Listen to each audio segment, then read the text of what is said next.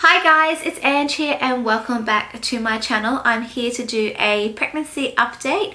I'm very sorry that the updates haven't been regular as such. I just received some bad news in one of my appointments, and my midwife appointment that I had a couple of weeks ago was very vague, so I didn't really know any answers and things like that, so I didn't really want to do an update until I knew exactly what was happening with baby boy myself. But now I do have some clarification and things like that, and we're going to get some more results in a couple of weeks. But now I am 36 weeks pregnant, I thought I'll jump on and quickly do a pregnancy update. Now, like I said, I am 36 weeks. I'm in the home stretch of my last bit of pregnancy, which this is most likely 99.9% my last pregnancy that I will experience. And that is just because me and my body don't do pregnancy very well. Like, my body doesn't like holding babies. I always seem to either in around the 30-week mark have some sort of complication or problems if I do carry further along and things like that. So I just think that I should just feel very blessed that I now have Lilia and this baby boy on the way, and just call it quits for our family and things like that. So I know that there is some people out there that would love to have 1,000,001 children. I love children, I love babies and things like that, and I did get a little bit emotional when I thought Lily was going to be our only one, but then everything that we went through with her, I was very accepting, and now I'm very lucky and blessed to have been pregnant with this one. So I'm just basically just gonna catch my lucky stars and just run with it and just say thank you. So this is pretty much it, like I said, my last pregnancy, and I wanted to do a quick little update just for my own records, because I didn't do it with Lily, because I think with Lilia I was just so anxious about having like a stillbirth, or just because I lost so many before her, I was just a lot more on edge with her. With this one, I am still a little bit more on edge, but I think because I'm so busy with Lilia, I don't really have the chance to really focus on all the negative things that can happen in a pregnancy. So my symptoms I've had over this past couple of weeks into my third trimester is that I have been getting really strong muscle cramps in my legs, usually through the night when I stretch and things like that, to the point that I have to quickly jump up, stretch my legs out, and then they seem to go away. So that's, you know, a fairly easy thing to fix. I haven't been very hungry at all throughout my pregnancy. Coming to the end of the pregnancy, I'm feeling less and less hungry. I know the other night I went to my mother-in-law's place for dinner, and she made this beautiful Mexican dish, and I ate like 3 bowls, and she was like, I wasn't going to say anything, but are you feeling okay? Because I ate so much. But now I'm like, I haven't really even eaten breakfast for the last couple of days. I've had some milk, and that is pretty much it. Like, for dinner time, I have a couple of mouthfuls of whatever we're having for dinner that I've cooked, and I haven't really been eating much more than that. So I think that was pretty much my last meal. I don't know if it's because baby boy has been, you know, obviously this last couple of weeks he's just putting on more weight, and he's just like traveling up, so making my stomach a lot shorter, you know, smaller, and even my lungs have gotten, I'm sure, compressed, because even right now I feel like I am out of breath. So that is pretty much like my only main symptoms I've been having. I've been loving having baths at night. So this past week I've been having a bath every night once Lily goes to bed, and I'm in there for about 2 to 3 hours, just, you know, reading stuff on my phone or watching things or just relaxing, really. And then I've also, this past week, I have been starting to take the raspberry leaf capsules to try and obviously make my second stage of labor a lot nicer for myself. And I've also started expressing and pumping, which my midwife did suggest pumping with my hands and things like that, but me and breastfeeding and hand pumping just doesn't go hand in hand. I do need an electric hand pump to get things flowing. So I started that probably last night or the night before, and I started the night before last. And last night I finally started getting a little bit of colostrum coming through, because I had such a bad time breastfeeding with Lily to begin with.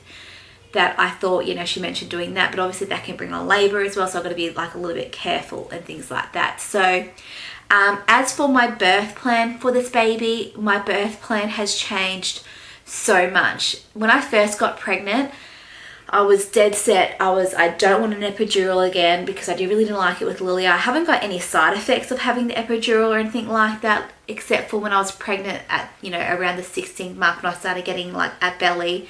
I could feel where they actually had inserted the epidural, but other than that, like I haven't had any side effects or anything like that. I just hate needles, and that was pretty much when I got my epidural with Lilia, was really the first time that I felt out of control of my own body, and I actually had a panic attack, which I've never had a panic attack before, and I started, you know, getting really anxious and things like that. So I really don't want to do that again, but obviously if I have to have an epidural, then that's all good and well. So I went into this labor like thinking that I'm going to have a natural birth, I want to have a water birth, and I actually got accepted into our hospital program that is very similar to like a home birth, but in a hospital setting. And I was all gung-ho for that until I received some not so great news with baby boy. So since then, my birth plan has now changed to whatever is the best result for him and I. That if that's given me having to have a C-section, or if I need an epidural, or I need an assisted birth, and I can't have a water birth, then that is all okay. I have come to the realization that that is probably going to be the case, that I'm most likely, about 80% chance, most likely will need a C-section. I'm a little bit disappointed, obviously, because I've got Lilia as a 4-year-old now. She just turned 4. And I know, you know, when I'm speaking to people about it, like the recovery time and things like that, it's a little bit unpleasant than having a natural birth. But, you know, for the end result of coming out healthy and baby boy coming out healthy, then that is, you know, the best result possible. So as for our news, I went in to hospital because he stopped moving. Like I had a big chest infection. I was really, really sick. And then he was moving a little bit. And this little boy, like I was saying in my other video, he doesn't like to move very often. So it's really hard to keep a track of, you know, is that normal for him or is that not normal for him and things like that.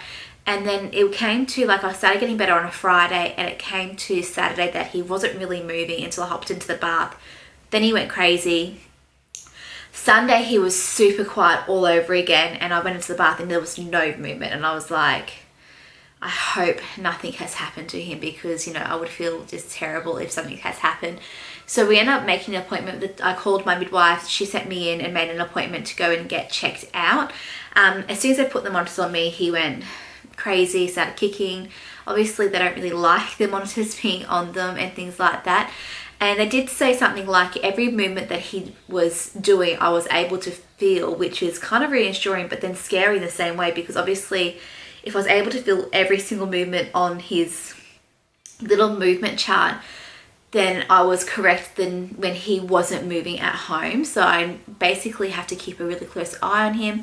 I then got sent off for an ultrasound, and in that ultrasound I actually unfortunately found out that his stomach is actually measuring very, very large and not in proportion to the rest of his body. So his head, his limbs, so like his arms and legs and things like that, are measuring in around the 35 to 40 percentile, where his stomach itself is actually measuring, I think they said, in the 94th or 96th percentile. And they said that's pretty much like an abnormal concept and things like that. My midwife keeps reassuring me, saying that, you know, what the doctors have said to me, saying that it's abnormal, and, you know, he's gonna, if you try for a natural birth, he's gonna tear me to pieces, and it's not going to be a very good outcome, because, you know, to get him out we're going to have to break his shoulders and all this other like scary things they said to me.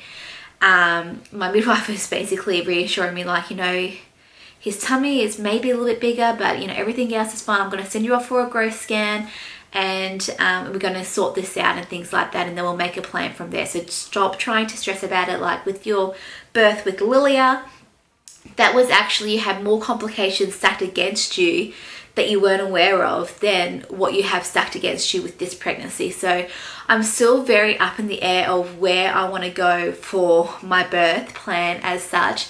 All I know is that I want to do the best thing possible for baby boy and myself, and if that means a C-section, then that unfortunately means a C-section, which comes to the conclusion of us finding out next week. So next week, oh no, the week after, so it's the 18th of June, and at the moment it's like the 6th of June.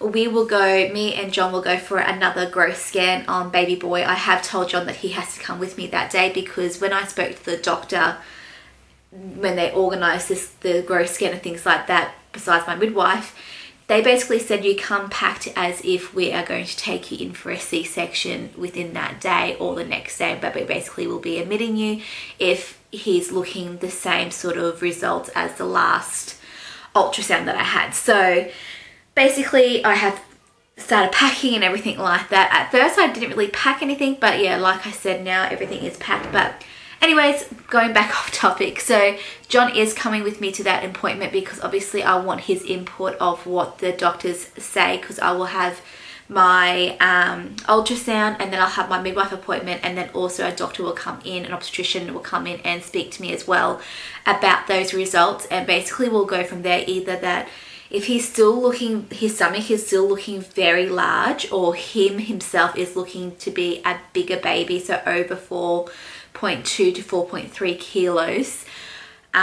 they would highly suggest me either getting induced within that week or the following week, like early the following week, when I'm 38 going to 39 weeks, or I will be getting booked in for a C-section. And basically they can't force me to have a C-section, obviously, elective C-section going in to have a C-section, so it is potentially up to me. But I think what me and John have discussed and what we have spoken about and things like that, if the baby is looking more than 4.5 kilos, which is meaning a big baby, I'm going to opt and have a C-section voluntarily.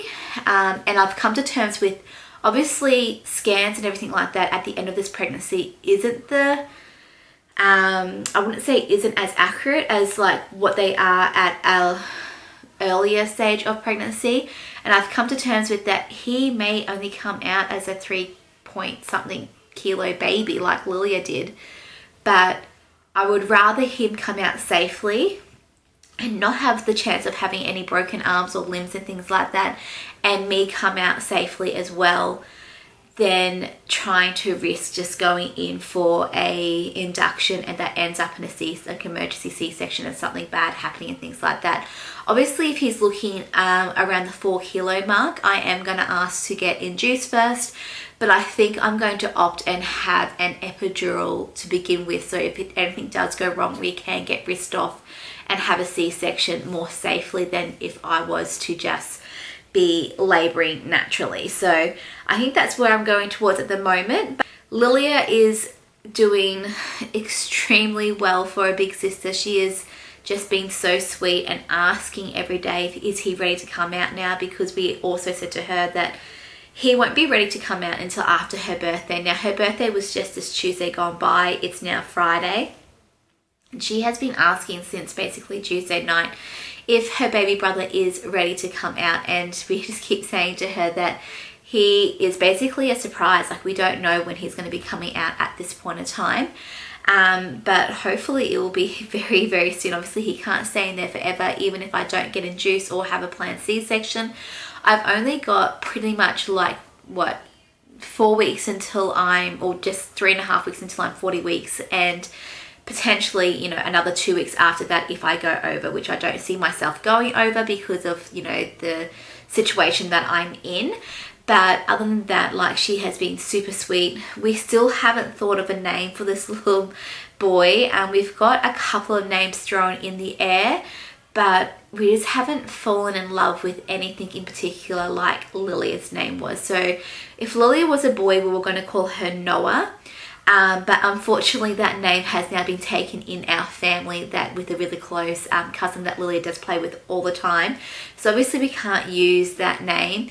I do love a couple of names like Nolan, which is very close to Noah, but my husband is not a fan, and I don't think I'm going to be able to persuade him to go towards that name.